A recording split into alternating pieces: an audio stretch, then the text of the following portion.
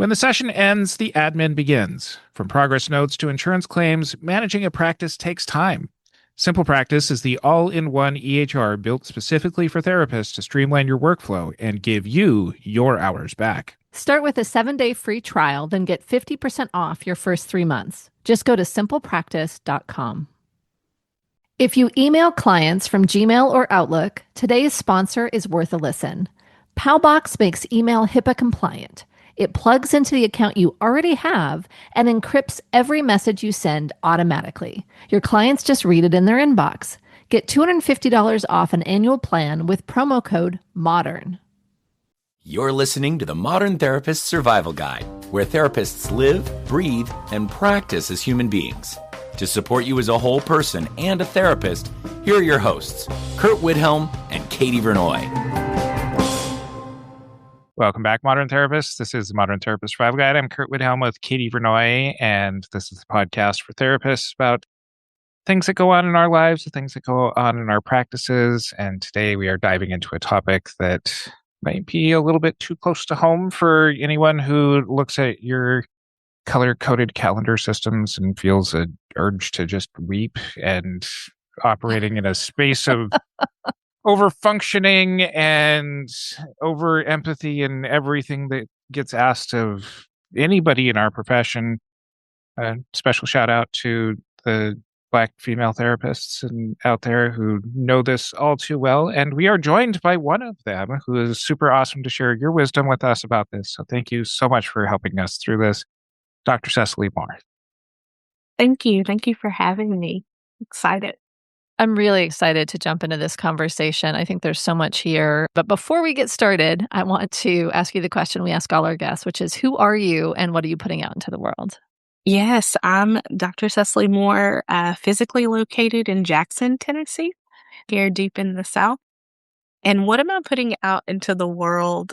When I think about this question, the word that comes to mind, I hope I'm putting out quality human beings, quality research as a counselor educator, but also quality services to the clients that I serve in my small practice. And so, my, biggest work academically and professionally is my dissertation. And that is around helping Black professional women unlearn the strong Black woman narrative and kind of unpacking how the narrative, the stereotype was even created, but how it affects our relationship, both with self and our working relationship, and how that impacts how we engage in life, society, and systems.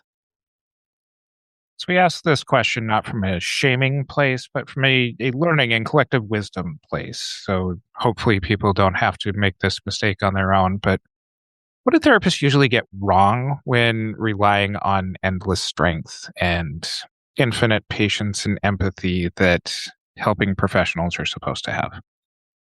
Yes, I feel like I see this a lot, specifically as a counselor educator, being a part of training up the new generation, if you will, of counselors.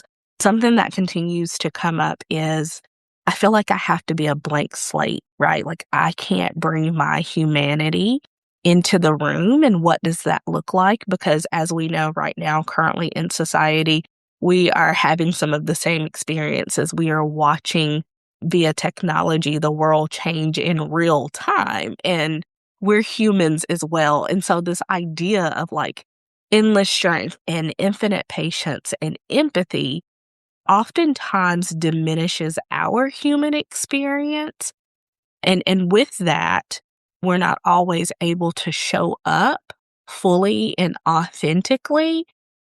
And I like to think about calling and career. I'm a career counselor. And so that has an impact on not just our efficacy, but our ability to serve clients from a genuine and real place and the rapport building process. And so I think it's just an unsustainable, unrealistic ask to expect humans to continue on this path of endless strength and infinite patience and empathy, especially in this day and time. Well, I'm thinking about how things are shifting for society, and we're all sitting here in the United States. We've experienced a lot of violence and terror and trauma, and I think there are communities of folks who are experiencing something new for themselves, and there are communities of folks who are saying, "Welcome to what Yeah. we've been experiencing since the beginning of this country."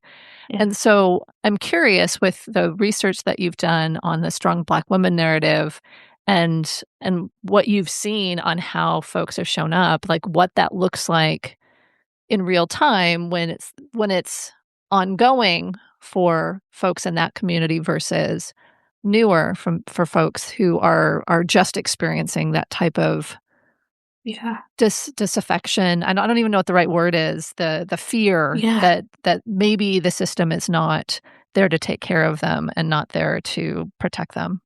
Yeah, absolutely. I think this is such a powerful question because what I kind of see happening, right?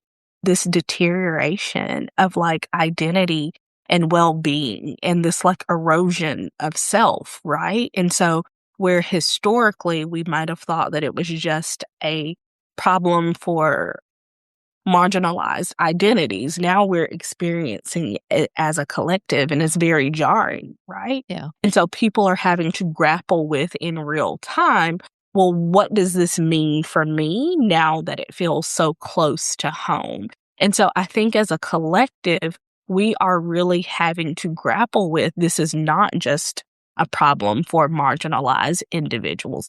This is a collective problem. And I think that is indicative of systems of oppression.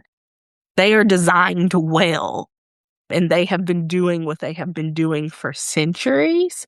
But now that we are seeing it happen in real time and we have so much access to the violence that is occurring, we're having to have some truth-telling conversations with ourselves because it does feel so close to home.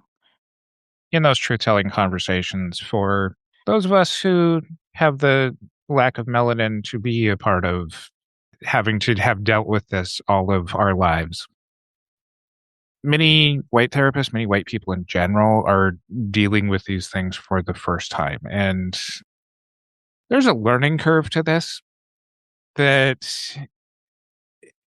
for those who are unfortunate enough to have been facing this all their lives, the moral injury that comes with this, what is the being in it and also helping clients through it that your experience can maybe help guide us through? Yeah, it's definitely a tough place to be in. One of the things that I harp on and I talk about all the time, especially in my work as an instructor professor, is like we have access to awareness, right? And so one place to start is like reading, books and things from marginalized identities so you can learn about what their lived experience is and you can start to dissect those things. And so I think there's a conversation around comfort, right? When we talk about folks who have not had this kind of in their face the majority of their life, well, that is a privilege. And so getting really comfortable with what have I been privy to, what are the privileges that have been afforded to me because of my skin color, because of my proximity to whiteness, because of my demographic location, right? And starting to expand your awareness around the lived experiences of other folks, like that's something that's pretty accessible to all of us. But we have to be willing to do that. We have to be willing to be changed and affected by someone else's lived experience and not take it as a personal attack, right? And let that self-talk and that criticism get in the way. I am a bad person because I didn't know. I tell people all the time, you wake up every day with a new chance to start over. And so you have to want to be affected and be changed by this information. Let's talk about why Kurt and I both use Simple Practice. Simple Practice is an all-in-one EHR that is HIPAA compliant, high-trust certified, and built specifically for therapists. For me, it's the integrated client communication. Messages from clients land straight in the chart, so I'm not copying things over from 3 different apps or emails or trying to remember who said what where. For me, one of the things that saved me gigantic headaches is insurance billing. It was simple back when I was in network, and it stayed just as simple now that I'm out of network doing courtesy billing for my clients. That used to be the thing I dreaded most, and now it just runs. And if you're just starting out or growing your practice, they also have a credentialing service that helps you get paneled independently. It takes the total headache out of insurance enrollment, giving you full autonomy over your own contracts without any middleman platforms taking a cut. If you're ready to simplify the business side of your practice, now's the perfect time to try Simple Practice. Start with a 7-day free trial, then get 50% off your first 3 months. Just go to simplepractice.com to claim the offer. Again, that's simplepractice.com. I love that. And I think it's something where, regardless of demographics, regardless of the identities that we live in, I think that's really good information. And I think it's something where in that process, as we go through our own learning, our own understanding, and how we want to show up, I think it becomes exhausting, frankly. And I'll link in the show notes to some of these other conversations we've had around this topic, because we've talked about this a lot, Yes. and I think it's very relevant right now, and it's been relevant for the last 7-8 years that we've been doing this podcast, and so we've come to this many times as a profession. Although there is still insufficient representation, oftentimes we have more diversity than we do in other professions. And so there are a lot of folks for whom, and a lot of our audience for whom, this isn't new, but maybe this perspective on how to address it may be new. And so I really want to make sure we're looking around for clinicians. How can we make sure that we're addressing this so that we're taking care of ourselves and being able to provide adequate care to our patients and understand what they're going through while we're also going through things at the same time? Absolutely. I think there are a couple of different ways. I'm probably biased because I'm an educator. I do believe that education is the great equalizer. So again, exposing yourself to other lived experiences, educational resources, articles, publications that are from perspectives of folks who are different than you. I do think that the conversation around self-care is a very relevant self-care, because in a lot of ways it's been co-opted and whitewashed in all of the things. And so as clinicians doing this work, you mentioned earlier that it can become exhausting, like constantly being inundated with what is wrong and the problems of the system. Like, I also think that that is a trap. And so how do we get out of the monotony and the trap of this is what's wrong and start to be solution focused and problem solvers? How do we come together as a collective? And I think that one of the only ways to truly be able to do that is to be able to take care of yourself and practice self-care in a way where you're being honest about your limitations, your boundaries, and knowing like where you can show up, how you can show up and advocate in ways that are not only meaningful, but don't stretch and deplete you, right? And so we go back to that idea of infinite strength. My advocacy is only good as my well-being. If I'm doing it from a burnout, depleted place, like that's a ticking time bomb. And so part of our advocacy is to be well informed, and being honest about what does this look like and how can I make change and affect change. Everybody's advocacy is not the large platform. Sometimes it's the Thanksgiving dinner table with our aunts and our uncles who, have become a part of our conditioning and the harmful mindsets, right? And so knowing where and how you can affect change, being committed to affecting that change, but also making sure that you're also being a demonstration. We need healthy, well people to fight this fight. And we can't do it from a place of desperation and burnout. It's just not sustainable. So, in order to replenish ourselves, it takes rest. And why is that so scary to actually have to do not work? Do not advocacy. Do I not love the way you thing. phrase that, to do not the thing, right? Well, I think because most of us are operating from a survival space. We're operating from fight or flight, right? And so once that conditioning lives in your bones, the opposite feels uncomfortable. Our bodies are designed to protect us. And so when we think about works from authors like Tricia Hersey, like Rest is Resistance, right?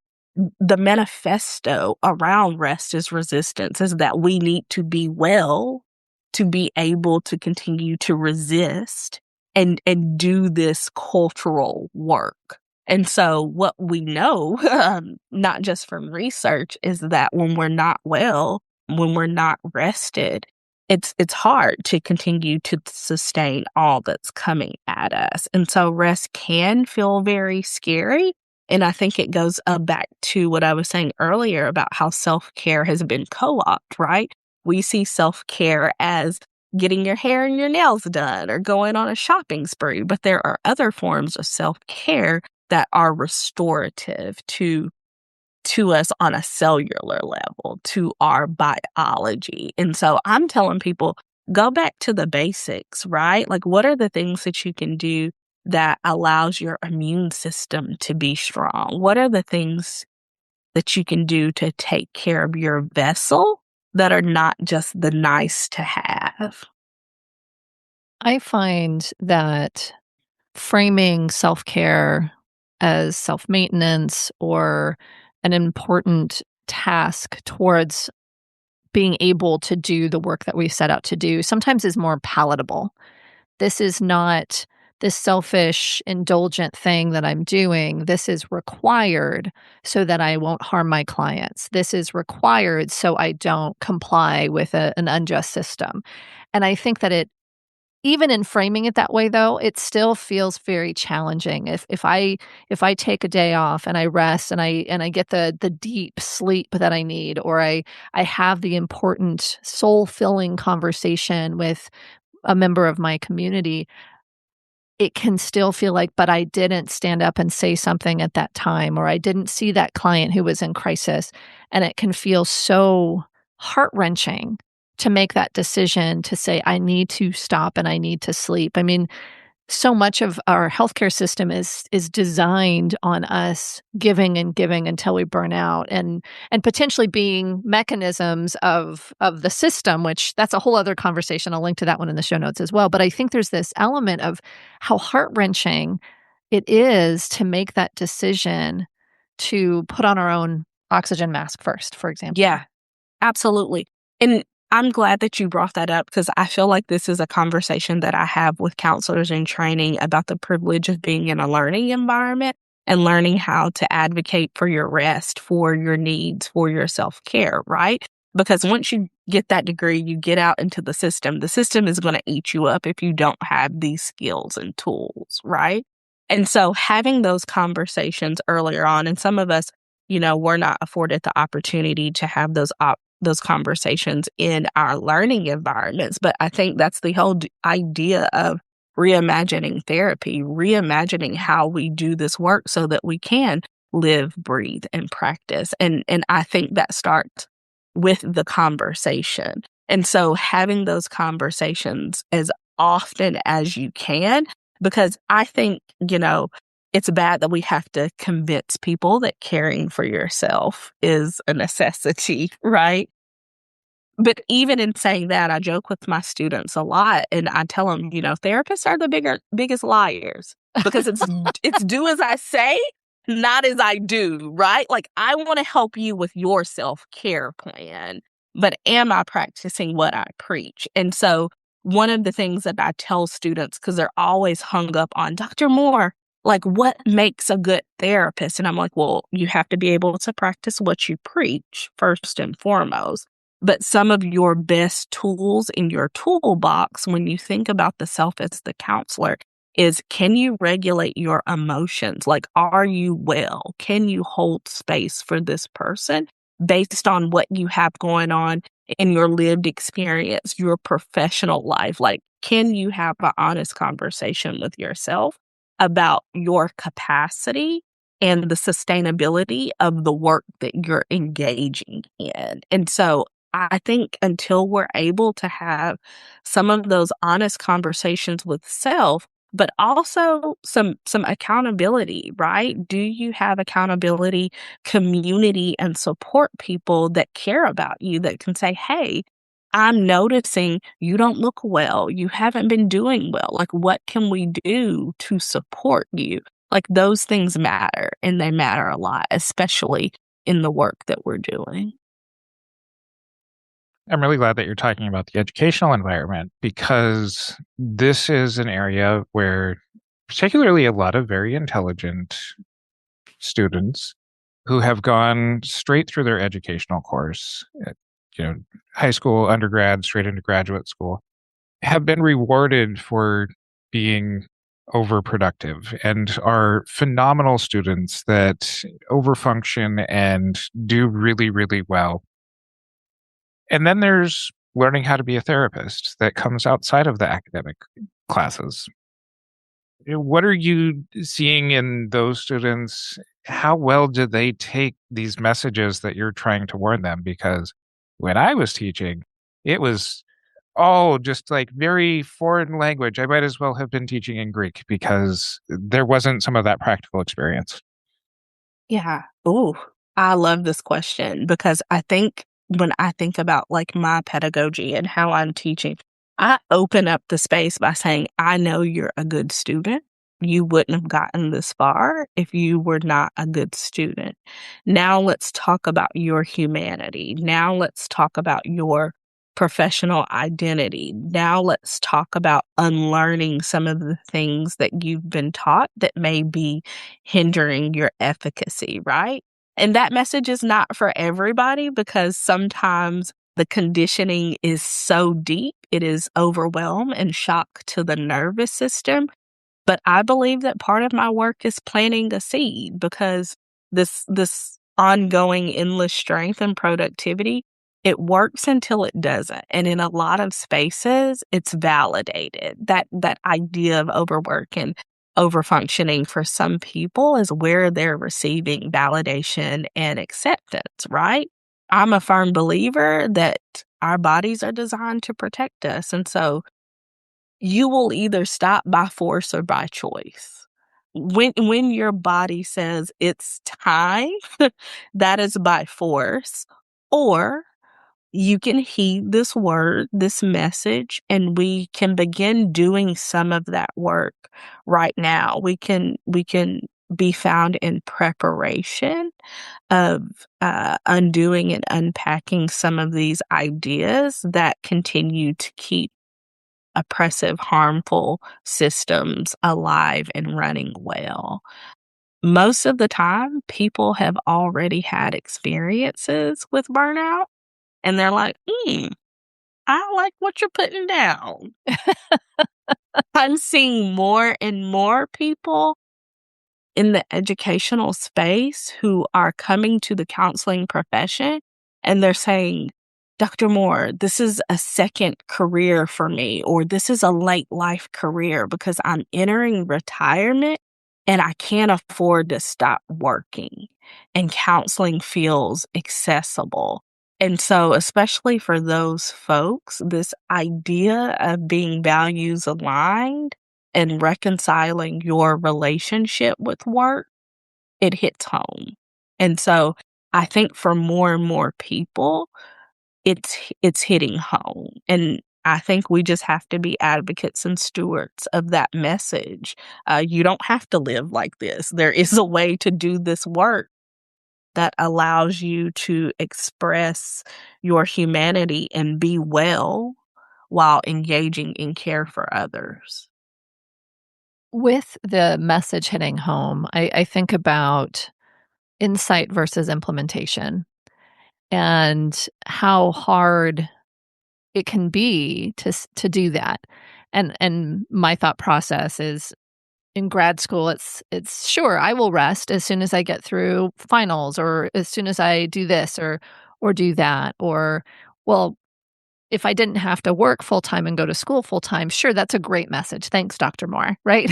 Yes, It's yes. something where there's still systemic issues at hand. And so maybe even looking at going to the other side of it, not the students, but the folks who are building the systems, and not the grand larger systems, but the work sites, the educational system, those types of things. Those of us who may be able to either advocate or create change within the smaller systems that we manage or run. What are some of the things that you see there? Because just one systemic issue is the shortage of healthcare workers, right? There's also lack of funding. There's, the kind of constant need and the increased need for mental health care with what's going on in society. And so how did the system shift to support this idea that we can be well and be healthcare providers? Absolutely. The systems can't shift until the people shift. I think that the shift starts with the people. And so educating the people is one way that I feel committed to doing this. I'm going to try not to get on a soapbox, but I feel like Get on a soapbox. Get on a soapbox. We would love it. counselor education programs, we are, married to the traditional route. You're a student, you're overworked, you're burnout, you go into community mental health, you become burnout, you're fighting a system that you can't win against. And so I think part of the solution is exposing people to what can I do with a clinical mental health degree? What can I do with a social work degree? Because what I'm finding is more and more students just don't know how versatile the degree is, right? And so for our university, I've been advocating for 2 or 3 years. We need to teach entrepreneurship. People need a return on investment for this degree that they're paying for. I see entrepreneurship as a healing mechanism. I see it as a way to engage in advocacy in different ways. Do I think that it is beneficial for folks to work in community mental health? Absolutely. But until we start to get serious about addressing some of these systemic issues, we have to educate people and give people options. And that's one of the ways that I'm committed to doing this work. When I go out into communities as a clinical supervisor, I am seeing staff who are chronically burned out. And so having these conversations with them around it does not have to be this way, but also recognizing in that conversation, there's a lot tied to that. What are the consequences of their lived experience of saying, like, you don't have to live this way, right? Like, how does that affect their quality of life? And so I think that the conversation is twofold. You might have a lot riding on this, so the fear that you have is very real. And so doing that work to help them think about alternative ways to make income, to reconcile their relationship with work. Again, some of the work is planting a seed. It doesn't have to be this way. This is what it could look like. Let's look at your lived experience and let's talk through this.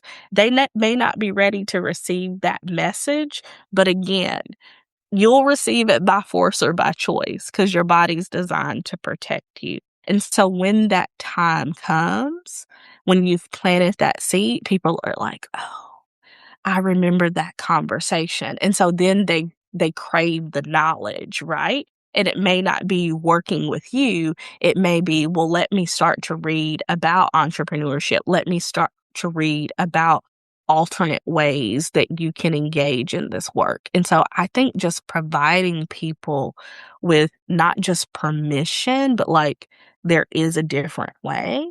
And let's just look at it, right? There's no harm in looking at it. And then you can begin to see yourself in that thing. that didn't feel readily available and accessible to you. You get creative about, okay, well, then how do I cover my bills, right? But until people are exposed to there's a different way, sometimes it's hard to even see the vision. And so my goal is just expose people to a different vision and talk to them about how versatile this degree in this field actually is. You've said a couple of times about by force or by choice and nudging people towards more of the choice end of things. When you talk about sustainability, especially in the educator space where typically the demographics are going to be more raw, hungry, excitable kinds of people. Not everybody, you're not one of them. But how do you teach people to make those sustainable choices? That, when it does come to systemic change, there's a lot of loud, uproarious, one-time kinds of actions that didn't work that can kind of contribute to some of this burnout, some of this buying into the system. Well, I tried and now it's over.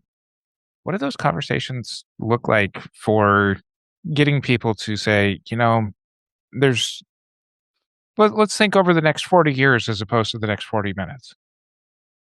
Yeah. For me, the easiest entry point is values work. Looking at a person's values, but not just for the sake of looking at them, really talking to them about what does this value look like in action, right? If you were living and working in a way that felt aligned with this value, what would you be doing? And how do you know when you're out of alignment with whatever the value is? And so then people get in a space where they're really able to imagine and go there with you and expand upon how they're wanting to show up in the world, right? And so values work feels most accessible to me. I also have a checklist because I'm an educator, but a career counselor. And a lot of the conversations that I have, it is around work and specifically work within this field. And it's a BS job checklist. And each letter of BS stands for, it's an acronym that talks about, like, is this job body draining, right? Like, there are specific things that are based in colonial ideas, white supremacy culture, capitalism that align with the acronym of BS. And people are able to just go down and check. And so then there's a visual, there's something in your face like, oh, this is probably why I'm tired and exhausted and burnt out, right? And so I think the more opportunities that we provide for people to be reflective and introspective, it allows them to have that truth-telling conversation with themselves. And then that desire grows to learn more and to be exposed to other opportunities and people who are saying, like, you don't have to live this way. You can engage in this work in a more sustainable way. So I think, to me, when you start talking about values work or even the BS job thing, which I love. I want to see it. I want to see it. Can we connect to it in our show notes? Okay. Absolutely. We'll put that there. But when I'm thinking about that, I come back to the strong Black woman narrative. I come back to the values of service, humility, of self-sacrifice for the greater good, and culturally how some of those things are going to continue to support, whether it's capitalism or service. I think that there's an element of my struggling, my exhaustion is for the greater good. And so to I think go further into this, you talked about the unlearning. I think sometimes morals and values conversations need to iterate and be able to look at, okay, you want to be of service, but your body's going to scream at you and you're not going to be able to be of service if you continue going on. I think those things can happen, but it seems like that it would be a pretty complex conversation because of how many messages people of all different identities are getting, especially when we're in that helper space. I think it can be very challenging to say, okay, now I see it. And so I want to, before we run out of time, I want to get to some elements here that might be helpful to even if you don't believe that you should take care of yourself and not self-sacrifice, here are some of the tools that you might use to make this more sustainable and so that you can fulfill the other parts of your mission in life. Yeah, absolutely. You hit on something that I think is very important, right? The belief system that people have been conditioned or indoctrinated in. And I think oftentimes when we think about or talk about values work specifically, it's very surface level. And what I try to encourage people to do is also question, where did I learn this value? Where did this come from? So that people can begin to question where the conditioning has come from. And does that feel right and true? I think, we, especially in career counseling classes, we don't spend enough time on values work because our values, they impact our behavior. And so I think it's a much deeper, more nuanced conversation that we can spend a lot of time in conversation unpacking.